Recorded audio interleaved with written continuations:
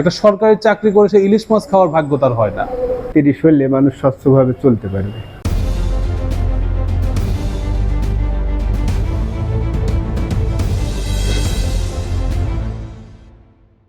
তো আমরা আশা করতেছি বা আমরা চাচ্ছি যে সরকার এমন একটা সিদ্ধান্ত নিক যে সর্বনিম্ন স্কেলটা গিয়ে 25,000 বা 30,000-এ দাঁড়ায়।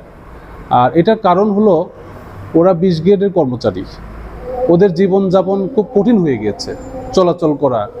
একজন কর্মচারী আমার মনে হয় বর্তমান দ্রব্যমূল্যের যে দাম, আমি ইলিশ মাছের কথাই বলি, একটা সরকারি চাকরি করে সে ইলিশ মাছ খাওয়ার ভাগ্য তার হয় না।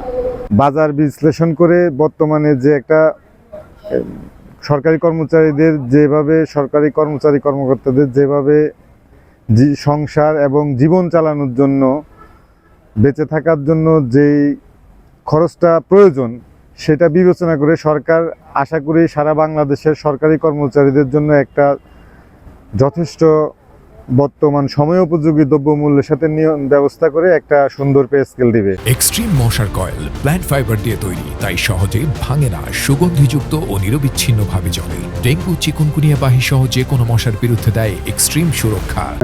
যতটুকু জানা গেছে মনে হয় যে 20,000 সর্বনিম্ন করবে, কিন্তু আমার মনে হয় যে 20,000ও কম হয়ে যাবে। বর্তমান যে বাজার বা দ্রব্যমূল্যের যে অবস্থা, আমার মনে হয় সর্বনিম্ন 30,000 করা উচিত। এখনকার যে পরিস্থিতি, মানুষের বাজার ঘাট বা জিনিসপাতির যে দাম, আমার মনে হয় যে 30 হলে মানুষ স্বচ্ছভাবে চলতে পারবে। এবারের পে স্কেল আমার ধারণা যে 25,000 টাকার সর্বনিম্ন হতে পারে। তার কারণ হচ্ছে যে ইতিপূর্বে 8,250 টাকা দিয়েছিল সর্বনিম্ন, যেহেতু 10 বছরের মধ্যে হয় নাই, তো 100% করে ধরলেও মানে 24,000 টাকা আসে 10 বছরে।